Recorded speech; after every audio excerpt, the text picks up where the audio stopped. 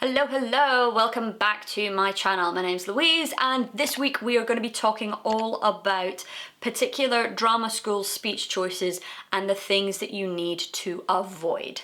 So this is very much going to be specific towards the contemporary speech side of things. We define a contemporary speech as anything that was written and is set from 1960-ish all the way up to present day. So if you think about the amount of plays that have been written during that time, there are so many. So that can make your speech choices a little bit tough. So hopefully this will help you get away from all of the things that send you down the wrong route. These are just particular aspects of speeches that you want to look out for and avoid if you can. So the first thing you want to avoid is a speech that is way too long. So most drama schools these days will actually put on their website the specific amount of time that they want your contemporary speeches to be. So it usually ranges from about 1.5 minutes to 2 minutes roughly. Some places might allow you to do 2.5 minutes, but that's a rarity. And I can go into the reasons for that in a completely different video if you want to. But for now, let's just concentrate on the fact that you don't want a speech that is too long. By doing this, you actually run the risk of an audition panel cutting you off halfway through. And because they've only specified you do like 1.5 minutes or 2 minutes, if you're coming in with a speech that is 4 minutes long, that means that you are doing double the amount of work that you need to. Always think that it is quality of the work over quantity of the words. Now with this, you want to make sure that you're actually able to cut a speech down to that amount of time. If you find that your speech just doesn't make sense if you cut it down to that amount of time, then probably find a different one. You want to make sure that you're actually comfortably telling a story and kind of bringing a character to life and demonstrating your range as an actor within 1.5 minutes so that you don't actually kind of have to spend 4 or 5 minutes meandering through a journey to eventually get to a point. Or take a speech that is too long and actually cut it down so that it still makes sense but it fits into 1.5 minutes. Another thing that you want to avoid is a speech that requires way too much context. This basically means that if in the body of the speech it's commenting about people or places or events that require you as the audience, as the audition panel, to actually know all of that, then that is way too much context. If you are kind of required to have seen the entire play or read the entire play in order to understand the speech, then the speech is not suitable for a drama school audition. It might be an absolutely amazing speech within the context of the actual play, but if you're unable to take it out of that context because it requires your understanding of those people, places, and events that are commented on in the speech, then it's just not going to work for you. You don't want an audition panel to be spending all of the time whilst they're watching and listening to you doing your speech, trying to figure out, okay, well, who is that person and what are they talking about when they say that? All of that kind of stuff is actually distracting them away from observing you as a performer and analysing whether you are or are not fit for training at that point. As humans, we actually follow stories really well, but if we require too much context, then we start to get a little bit lost. So when you're choosing a speech, make sure that you can actually just pluck it out of the play and it still makes sense by itself, that it can stand alone and we can still understand the story, understand what's being talked about without the audience or the audition panel having to kind of know additional information in order to understand what you're on about. Another thing that you want to avoid within your speeches is repetition and lists. So a little bit of repetition is okay if you're repeating one word or one line once or twice or it's kind of peppered throughout.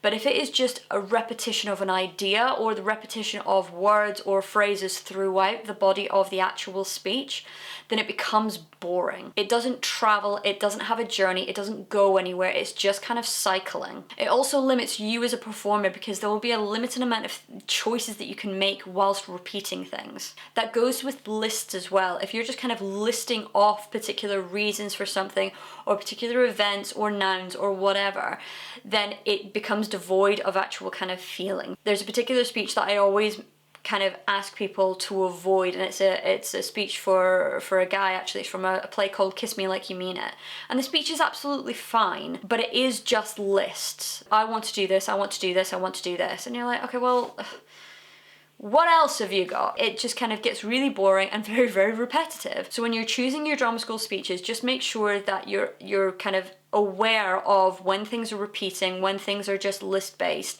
And if they are, if you're able to kind of cut certain aspects of that out and kind of fit into that 1.5 minutes, brilliant. But if you can't, find something else. Do yourself a favor, find something else. Another thing to avoid, and this is a pet peeve of mine, is when you require an unnecessary prop because it is intrinsic to the speech itself. And this goes for if you have to use, when you have to use a phone, for example, if you were talking to somebody on the phone and you require a phone to text or to call somebody, and you have to, and like the whole speech is just kind of surrounded by this unnecessary prop. Or if you've got a knife, for example. Like, I mean, you shouldn't have a knife in a speech anyway. Any speech that surrounds a prop, basically, that becomes the point of focus, you having this kind of object in your hand. Audition panels are looking for you to make the creative choices as opposed to needing other external things to do the job for you. So any speech that requires you to kind of knock at a door or pick up a plant pot or play a guitar or whatever, just avoid them. If you're able to kind of cut that aspect of it out of the speech, then great.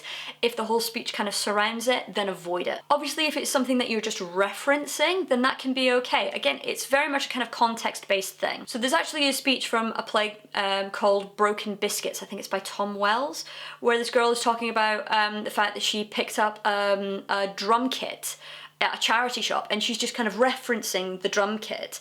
It doesn't require her to play the drum kit, doesn't mean that she has to kind of pick it up or kind of put it together in order for the speech to work. It is just a reference point. So something like that is absolutely fine to do. But if it is something that actually kind of requires you to make something or use something in the moment, then probably avoid it. Another thing to avoid, and this is something that I find a lot of the time as a panel member when I sit on audition panels, is when people choose speeches that are not suited to their dialect or not suited to their accent. So you find this a lot of the time when people who are from Britain are auditioning with a speech that is actually meant for somebody from America. Not only are the kind of the words and the references completely different from Britain to America, it's also the actual kind of the way that certain sentences are structured and the way that things are gone about in the speech. So if you know that the speech is actually meant for a different accent, then probably avoid it. Again, if anything is written in dialect, so if anything is written for somebody from the north of England, and there are so many different accents for the north, there is no kind of general accent, or from Scotland or from Ireland or from Wales, or, you know, just make sure that the dialect is not dictated within the speech if you do not have that accent. So there's actually a fantastic speech from a play called Milk, which is a female audition, and it is a Scottish writer, I believe. Now you could look at that and go, okay, well that's a play by a Scottish writer, therefore I can't do it if you're not from Scotland. But actually the speech itself doesn't have much dialect or a kind of note of an accent within it. It's actually pretty neutral.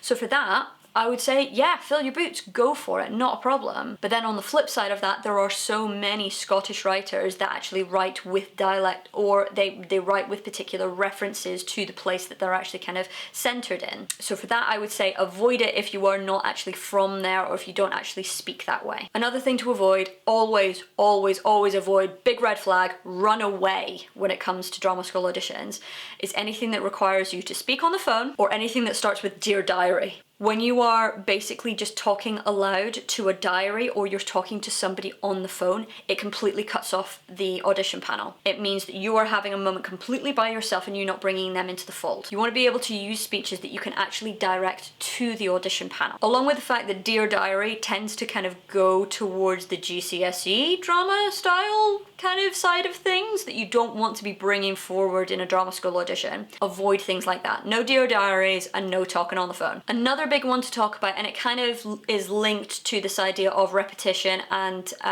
lists, is the fact that you want to have a speech that is balanced in terms of the writing. So you want it balanced in terms of the reflective element and the narrative element. So let's break that down a little bit. So with a reflective element, if the entire speech is all reflection in terms of, oh, I feel this way and I felt it like this, and it's all kind of very internal and feeling and thinking, then that kind of becomes boring. It detaches from the audition panel and it doesn't have a journey, it doesn't go anywhere, it's very, very static. dramatic. But then if you just look at the narrative edge, so something that is, and me and so went down to the park and we threw chips at a pigeon, and then we went home and we watched Strictly Come Dancing, and then I put on a red dress, like, again, it has no human element, it is just fact-based.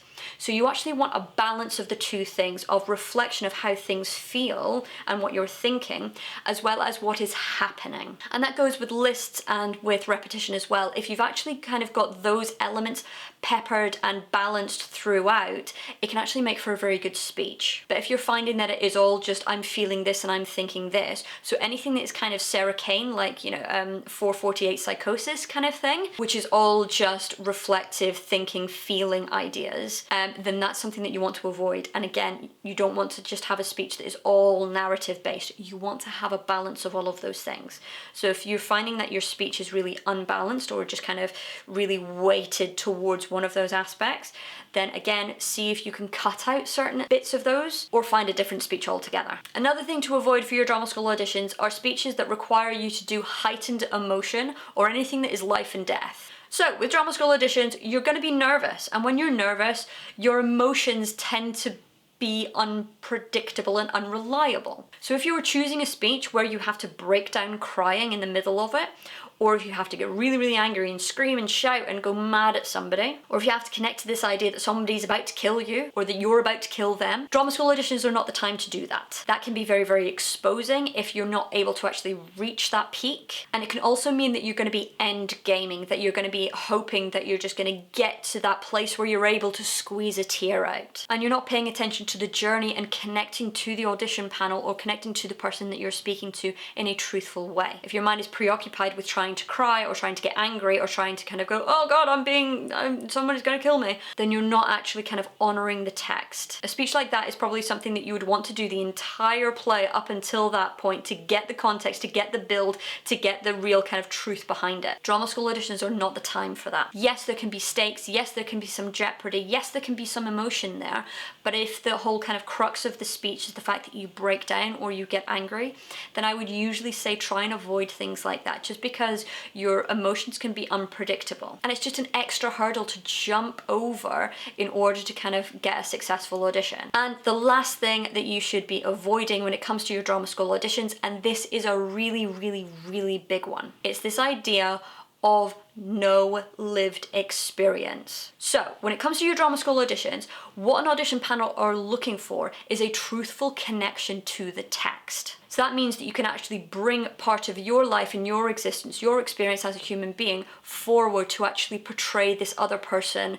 through this speech and actually have a truthful connection to the text, to the moment, to the environment, to the scenario that's going on. Now, you can't do this successfully or truthfully or believably if you have no understanding of it. And it's something, again, that I find as an audition panelist of people bringing in speeches that just are not suited to them. So if you are 20 years old and you are bringing in speeches for people who are in their 40s, who have been married and then divorced, who have children, who have traveled the world, if you haven't had that experience, then you can't relate to it in a truthful way. You can imaginatively take a leap to it, but then that's an extra thing that you need to do within the audition. It's actually better to choose things that are closer to you, that are more truthful to your own experience as a human. So if you're doing speeches about being a soldier during a war, or having a drug addiction, or killing someone, or being in a car crash, or getting a divorce, or dying and coming back to life, all of those things that you might not necessarily have lived experience of, avoid them for drama school auditions. They might be fantastic speeches and you might do them justice, but for drama school auditions you want that real element of truth, something that you can actually kind of link yourself to in a truthful way.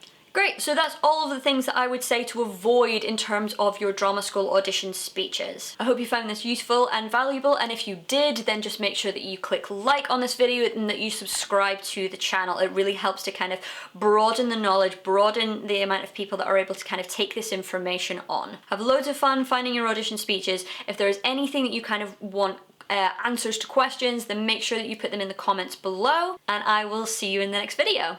Bye!